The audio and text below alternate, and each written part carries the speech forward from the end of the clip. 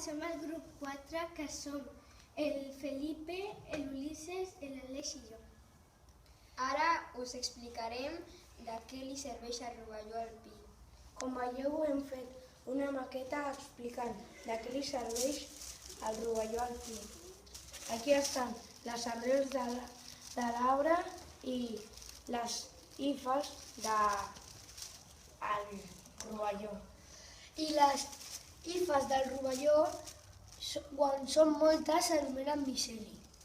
I com tenen tantes hifes i les tenen molt extenses, ajuda